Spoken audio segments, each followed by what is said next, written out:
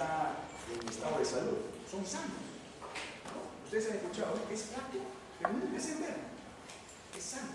Entonces, clínicamente uno puede decir, ah, bueno, esto es constitucional, pero uno tiene que tener en cuenta ciertos criterios cuando uno interpreta el paciente que pierde peso. Miren, por ejemplo, la pérdida de peso es el resultado de una ingesta energética disminuida o un gasto energético elevado.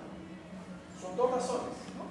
Pero este equilibrio se rompe en estados de enfermedad, y eso lo vamos a analizar. Y acá viene el detalle importante. La pérdida de peso ustedes tienen que clasificarla voluntaria e involuntaria, porque no es lo mismo que el paciente voluntariamente esté queriendo bajar de peso que un paciente que baja de peso, pero él no quiere bajar de peso, pero baja de peso.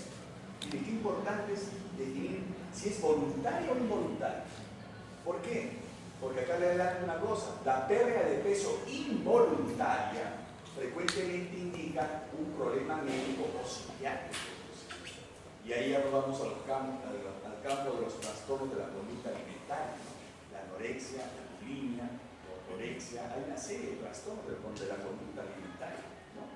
Entonces, y eso grafica la preocupación por el peso. Miren, estos dos niños dicen, no pises ahí. ¿Por qué? Mi madre cuando pisa llora mucho, ¿no? O sea, la preocupación de la balanza, ¿no? O sea, estoy perdiendo peso o estoy ganando peso también, ¿no? Bien, la pérdida de peso voluntaria, por otro lado, en individuos con sobrepeso u obesidad es benigna en la mayoría de los casos, ¿no? Es la pérdida de peso. Por eso yo tengo un paciente que está obeso, que está en plan de alimentación, que está bajando de peso, bueno, es lógico que pierda peso porque está en un plan de alimentación, pero aún así hay que tener mucho cuidado, ¿no? Porque de repente está bajando de peso, la dieta no surtió efecto al comienzo y de repente comienza a bajar de peso y de repente no le preguntan bien y está haciendo poliuria, polidipsia y está perdiendo peso porque está convirtiendo en diabético. Por eso es que es importante no quedarnos solamente con el dato de la pérdida de peso. ¿A esta pérdida de peso se suma algo más o no se suma algo más? Si es una pérdida de peso con palpitaciones, es diferente. Si es una pérdida de peso con tos persistente de más de 3 meses, es diferente la pérdida de peso. Si es una pérdida de peso en un sujeto que es ortoréxico, que es perfeccionista, que se cuida mucho de la alimentación, de su aspecto físico, es otra cosa, ¿no? O sea, miren el contexto. Por eso es importante cómo evaluar la pérdida de peso. Por eso les digo, rescaten síntomas. Doctor, estoy perdiendo peso. Así viene el paciente. Pero algo más. No, ¿desde cuándo pierde peso? ¿No? ¿Desde cuándo pierde peso? ¿Hace un mes, 2 meses, 3 meses? ¿No? ¿Qué más siente o qué más le molesta aparte de la pérdida de peso? Aquí hay que tener en cuenta que la pérdida de peso voluntaria en individuos sin exceso ponderal también es un peligro, porque puede ser expresión de un trastorno psiquiátrico. Si yo tengo un individuo que está sano y él quiere perder peso voluntariamente, pues está mal. Su autoimagen corporal está mal. Y ustedes saben que eso también es otro dato que el médico debe interpretar. Acá la cuestión es el arte de interpretar los signos y síntomas en un paciente desde el punto de vista fisiopatológico para hacer el diagnóstico adecuado y la intervención adecuada. Entonces, en todo esto, por supuesto, el médico, más allá de cualquier otra profesión de la salud, ¿no? Va más allá de lo biológico, ¿no? Va a lo emocional, a lo ambiental, al ambiente donde come, etc. Eso también es el escenario de toda actúa un médico. Bien, ahora, veamos la definición. Una pérdida de peso clínicamente importante es tradicionalmente definida como una pérdida de peso mayor al 5% corporal, usual en un tiempo de 6 meses. O sea, ¿cuánto pesaba en los últimos 6 meses y perdió más del 5%? Esa es una pérdida de peso. Es un adulto. El niño es diferente. ¿De acuerdo? En el niño uno interpreta en las curvas de crecimiento de peso a la talla, y entonces uno ve que está declinando el peso, uno se da cuenta que está bajando de peso. Ahora, estos estándares históricos son arbitrarios, ¿no? Por supuesto que son arbitrarios. 5% es una reunión de expertos, entonces le quedamos el 5% y eso se expande, se difunde. Y ustedes saben que el nivel de evidencia del consenso de expertos es un nivel de evidencia bajo, ¿no? Pero se utiliza en algunos casos donde no se puede hacer otra cosa. Entonces, hay que hacer una evaluación rigurosa, dado que no distinguen si la pérdida de peso es masa magra o masa grasa. Ese es otro problema. qué lindo sería identificar si está perdiendo peso por masa magra o masa grasa, ¿no es cierto? No todos los centros hospitalarios tienen unidades de análisis de composición corporal para interpretar cuánta masa magra, cuánta masa grasa tiene una persona. Y esto puede tener implicaciones clínicas, ¿no? Por ejemplo, la pérdida relativa de masa muscular en el adulto mayor ocasiona declinación funcional, por supuesto. Pero ustedes van a llevar un curso en geriatría, ¿sí, no? En geriatría ustedes también tienen que aprender a conocer al adulto mayor. Es normal que un adulto mayor haga sarcopenia, o sea, disminuya la masa magra. Un adulto mayor que llega a los 80 años, ¿no? Usted va a tener pacientes de 80 años, es poco probable que sea así. Generalmente los pacientes de 80 años, 90 años son más delgados. Y si son así, peor todavía porque hacen sarcopenia, o sea, la masa magra baja, porque la tasa metabólica basal baja, ¿no? La funcionalidad del cuerpo baja, todo baja. Imagínense, todo baja. Entonces, acá lo interesante es comprender que ese paciente adulto mayor tiene sarcopenia, entonces no va a decir que está delgado, hay que interpretar. Y encima de todo, ustedes, ahora hay mucha interpretación del factor étnico, ¿no? Hace un tiempo, hace 10 años, se decía, lo étnico no influye mucho en la antropometría, porque todos somos iguales. Pero ahora otra vez hay una vertiente que nos está diciendo, no, los asiáticos, por ejemplo, es diferente. Los asiáticos tienen máximo el índice de masa corporal 23. A partir de 23 ya es sobrepeso. ¿No? Asiáticos, ¿no? Entonces, y en cambio los hispanos, ¿no? Digamos, se conserva el mismo índice de masa corporal, pero parece que los hispánicos tienen más riesgo de complicaciones metabólicas que los afroamericanos y que los anglosajones, etc., ¿no? Entonces, ese factor étnico también está inmerso de esta interpretación de la pérdida de peso y la pérdida de masa magra.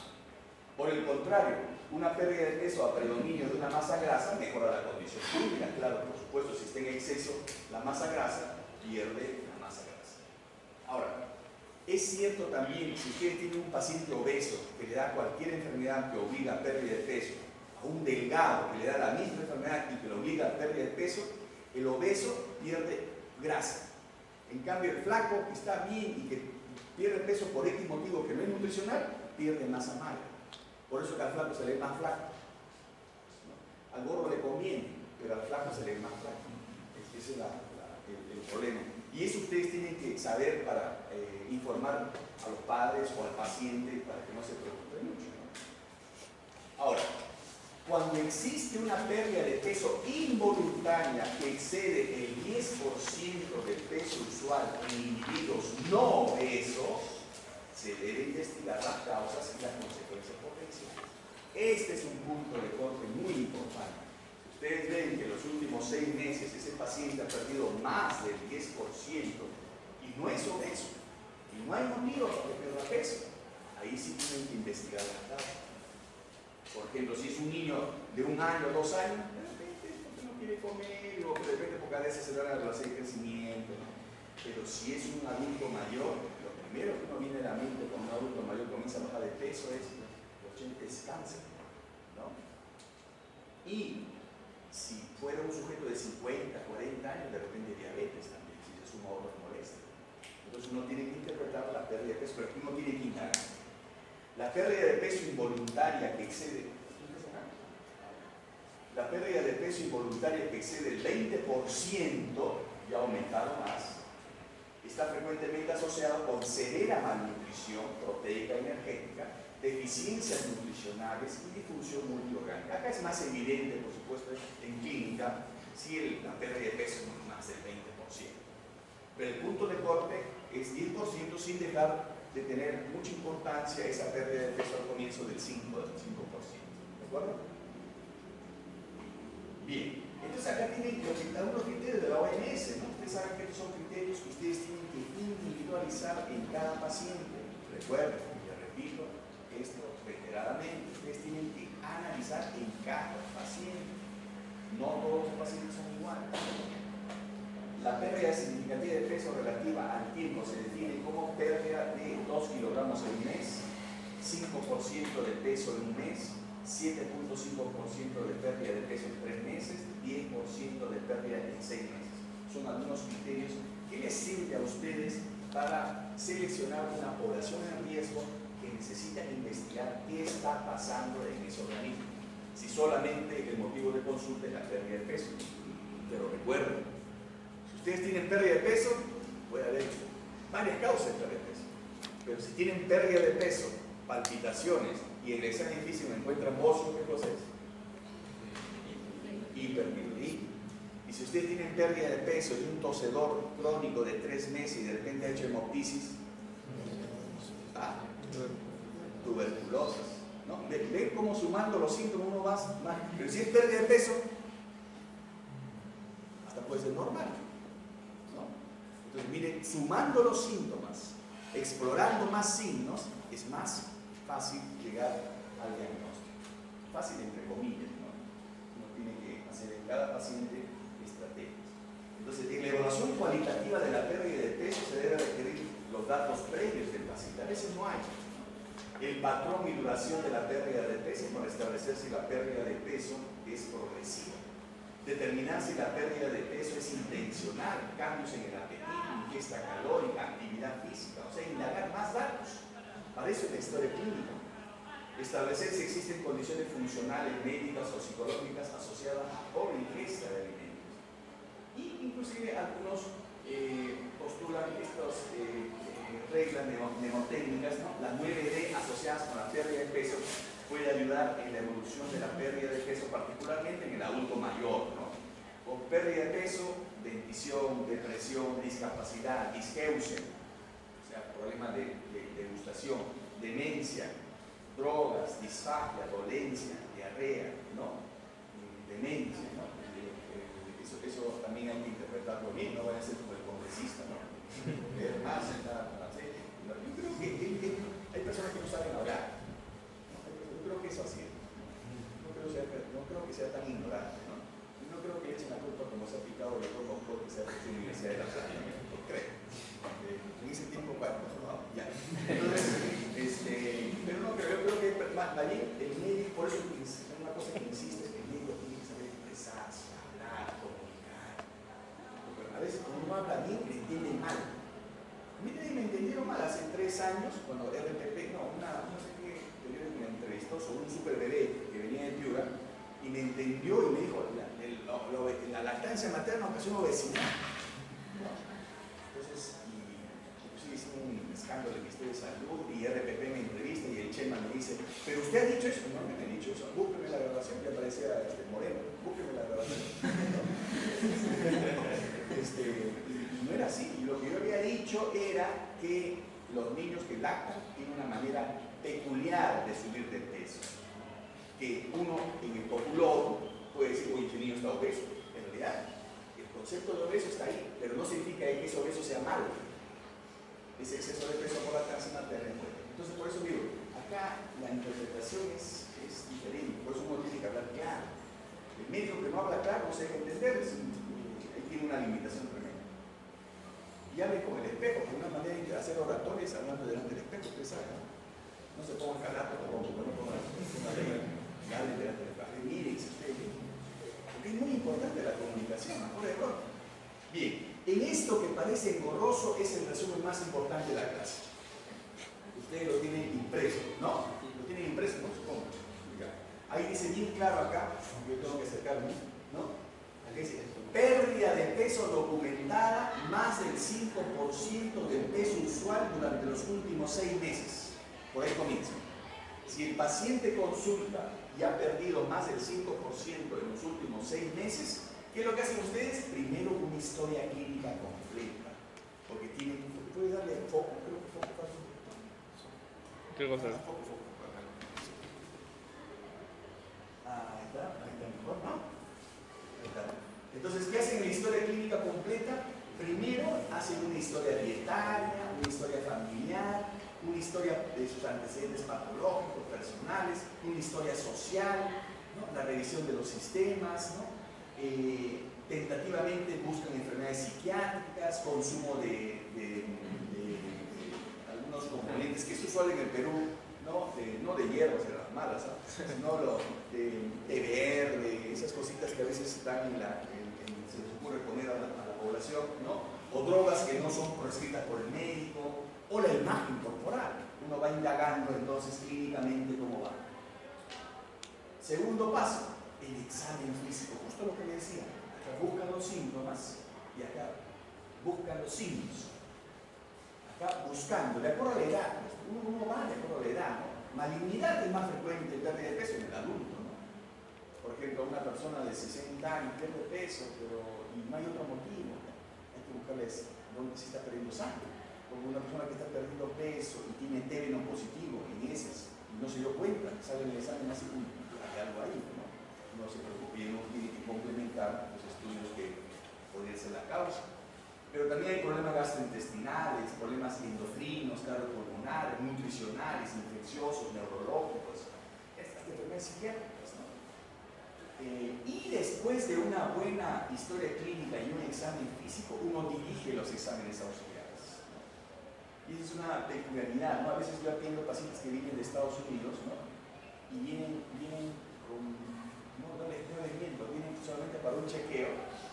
Y cuando chequean allá, le chequean unos exámenes así de examen, y no tienen nada.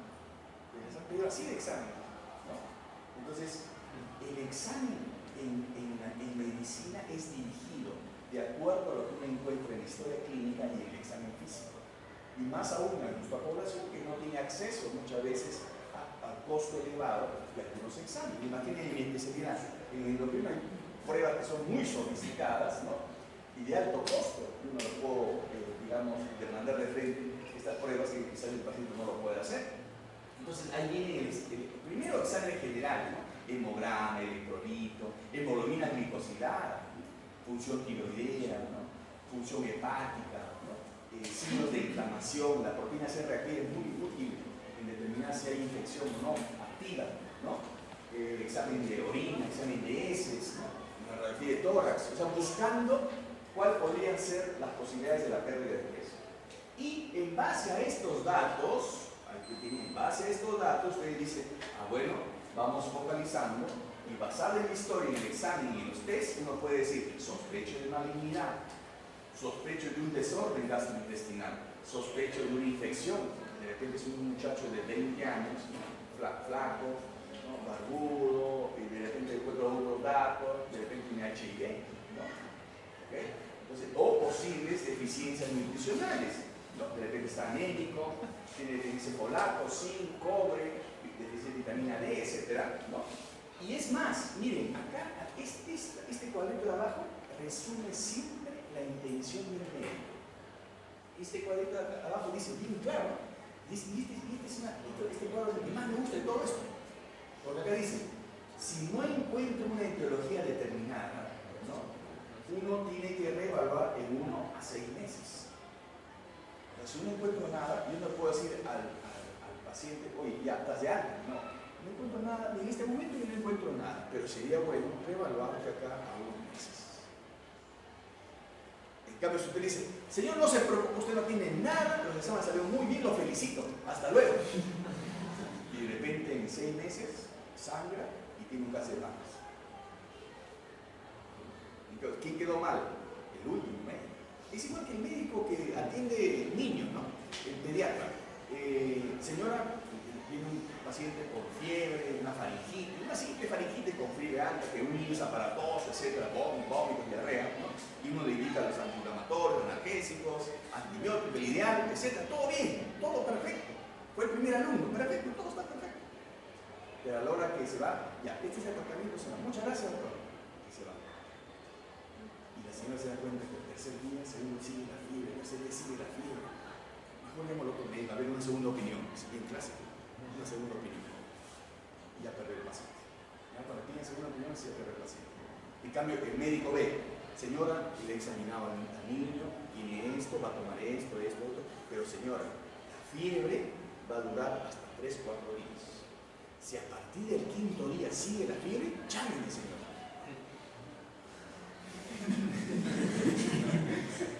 No, esa conducta es más saludable, ¿no? Entonces, esa es la conducta que se resume acá, ¿no? Yo no puedo decir, no, muy la soberbia del médico, ¿no? A veces el médico, ese es uno de los pecados del médico, es soberbio, ¿no? Por eso los residentes siempre dicen, no sean soberbios, ahora saben más, que no sean soberbios. No, esto es así, no hay mal, no, este es igual que el otro paciente. No, mejor es tener un poco de cautela con eso y así ustedes capturan al paciente. Por eso que de todo esto, el cuadro este de acá me gusta más.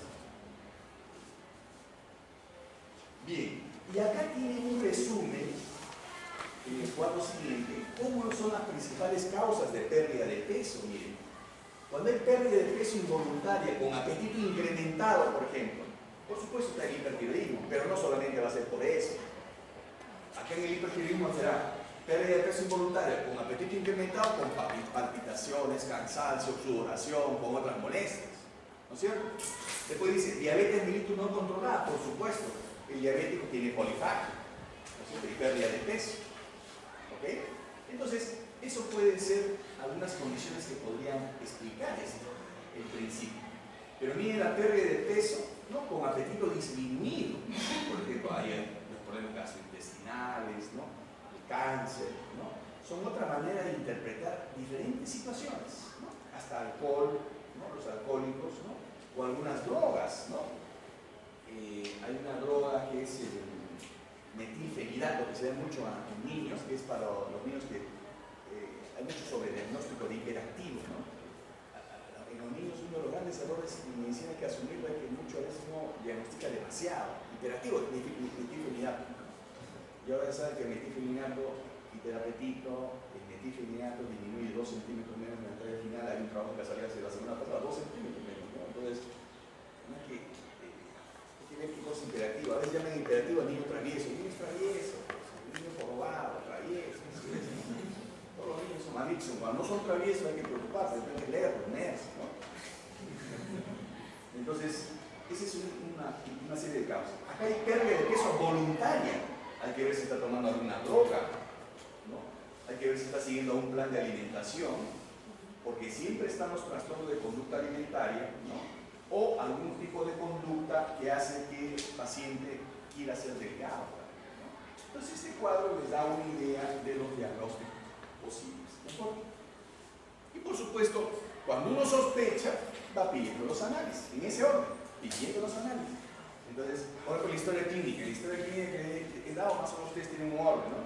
De cómo viene el paciente y qué exámenes se le pidió al paciente. De repente no tiene todos los exámenes, pero de repente usted tiene idea por qué no se les pidió o por qué se le debe pedir, o analizar los resultados, ¿no? Por ejemplo, si están sospechando una diabetes, una glicemia en ayuno es lo mínimo. Ustedes saben que el valor de glicemia en ayuno, ¿cuánto es su valor normal? Menor a 100, ¿no? Menor a 100. El hipertiroidismo, adelgazamiento, palpitaciones, por la función tiroidea, ¿no? Es lógico, la T4 y T3 están elevadas, ¿no? ¿Y la TSH cómo está? Si la T4 y T3 está elevada, ¿la TSH cómo está? ¿Ah? Disminuida. Fuerte. A ver cómo está. Disminuida. ¿Por qué tienen tanto? Si ustedes ya están capos en retroalimentación y feedback, ¿no es cierto? Ya. Y tuberculoso, bueno, refiere tórax, otros exámenes, el absceso, otros indicadores de inflamación, mala absorción, el examen hormonológico, la fenosis, la búsqueda de signos inflamatorios, proteínas atractivas, baja ingesta, la cuantificación de la dieta, cáncer, bueno, hay que ver de acuerdo al nivel de referencia, ¿no?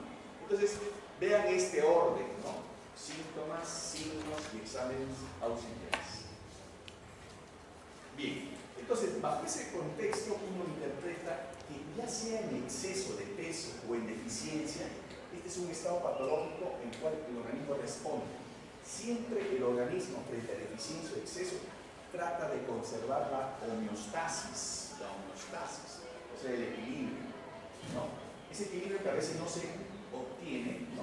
Porque el factor ambiental es también importante acá cuando uno habla del contexto de la pérdida de peso. Yo les dije que hay que integrar problemas sociales, de conducta, familiares, etc., ¿no?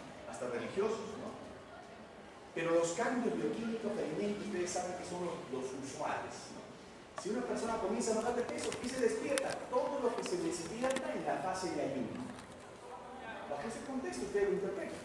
Todo lo que se despierta en la fase de ayuno se despierta cuando uno va perdiendo peso, porque trata de mantener el equilibrio, ¿no? Si es nutricional, ¿no? Y si está en estado catabólico, también se despierta la misma vía metabólica. O sea, la interpretación es la misma. Hay más glucogenolisis, más gluconeogénesis, más cetogénesis, más lipólisis, más proteólisis. ¿Por qué? Porque en esto está comandado porque no hay insulina, menor presentación de insulina y mayor acción de las hormonas contrarreguladoras. Eso ya es un esquema que ya lo conoce. ¿Y por qué todo este alboroto? Porque el alboroto es que el organismo sabe cuáles son los órganos más importantes. Desde que el niño nace, el organismo sabe cuál es el órgano más importante. ¿Cuál es el órgano más importante? El cerebro. Por eso no me canso de decir a las chicas, cuando el enamorado le dice, te quiero con todo mi corazón, no le crean. Tiene que decir con todo mi cerebro. Así, con los dos hemisferios, no es la mitad de hemisferio, ¿no? Entonces, y acá es importante, porque acá todos los cambios metabólicos van dirigidos al cerebro. Miren, la grasa libera ácidos grasos libres y glicerol. ¿Y glicerol para qué? Para que vaya al hígado y forma el glucosa para el cerebro.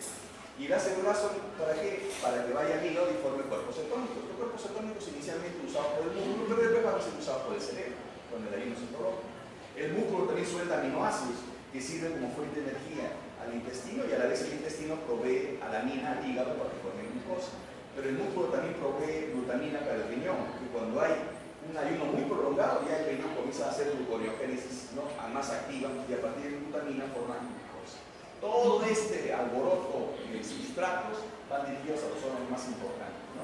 Intestino porque tienen que captar nutrientes, riñón porque tienen que eliminar los productos tóxicos y el hígado porque tienen que fomentar una estabilidad química que va dirigida especialmente al cerebro para que conserve sustratos. ¿De acuerdo? Bien, entonces la desnutrición es considerada un problema que va más allá de lo biológico. Ese es otro detalle. Es una enfermedad social con componentes biológicos. De hecho, es un proceso patológico, sistémico y específico. Y es consecuencia de la deficiente utilización de nutrientes o la sed, potencialmente reversible, variadas manifestaciones clínicas de acuerdo a la respuesta del huésped y diversos grados de gravedad. ¿Cuál es la causa? No lo podemos resumir. Deficiencia en ingestión, problemas en la absorción o utilización de nutrientes, o de repente situación de consumo o pérdida excesiva de calorías o incremento de los requerimientos, ¿no? Individuos con propensión a enfermedades, están que se enferman cada rato, gastan más energía y necesitan más y no lo compensan, se va derritiendo. Y este es el diagrama de la malnutrición. Ustedes tienen bien claro acá, en este esquema, cómo es un círculo vicioso, ¿no? Porque este círculo vicioso puede comenzar con el niño que nace con bajo peso, ¿no? Tiene mayor mortalidad, trastorno de desarrollo mental, mayor riesgo de enfermedad crónica del adulto. Se convierte en un niño con retraso de crecimiento, con una capacidad mental reducida, y luego en un adolescente con retraso de crecimiento, ¿no? Que se convierte en una mujercita que se embaraza muchas veces precozmente, ¿no? Y no da tiempo a que desarrolle, son mujeres malnutridas que lógicamente hacen que haya una nutrición fetal insuficiente, ¿no? Y cuando lleguen a ser ancianos malnutridos. Entonces, todo es un círculo vicioso, ¿no? Entonces, ¿dónde cortar? ¿No? Si ya sucedió el hecho, bueno, aquí hay que cortar en el momento de que, digamos, en la etapa pregestacional, ¿no? O sea, por eso que el estado nutricional es tan importante en la etapa pregestacional como en la gestacional, ¿no? Y por ello es que en el futuro, ¿no? Cuando una pareja se case, más que pedir esas tonterías que le piden BDRL, PPE, no sé qué le piden examen de salud, le van a pedir que estudie su genoma. Porque el genoma sí le va a decir varias cosas. Mire señor, ustedes se pueden casar, pero no tengan hijos.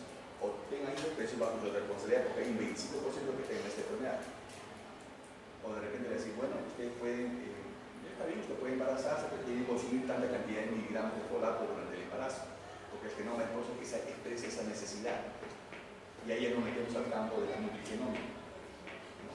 Entonces, esos datos son de interés para tratar de entender esto en el futuro, ¿no? Porque ustedes se van a encontrar con estos problemas. Entonces, ustedes pueden ver acá las etapas evolutivas de la desnutrición: prepatogénico, patogénico y postpatogénico. Y en cada etapa, cómo va siendo de utilidad el instrumento diagnóstico, la anamnesis, la observación, porque no van a esperar que esté desnutrido, tienen que intervenir antes, ¿no? En la nutrición sin afección, ¿no? Porque si ya está afectado, el individuo tiende a compensar. Por eso que no hay mucha clínica, porque tiende a compensar. Por ejemplo, hay clientes que no se expresan al comienzo, y eso lo vamos a ver la próxima clase con respecto al miedo, ¿no? En estadio clínico, por supuesto, hay que recuperar, y en estadio residual, cuando hay consecuencias, ya hay que recuperar las secuelas, ¿no?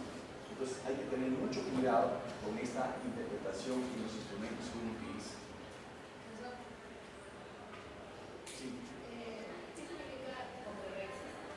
Homeoresis significa lograr un equilibrio a una menor ingesta de energía.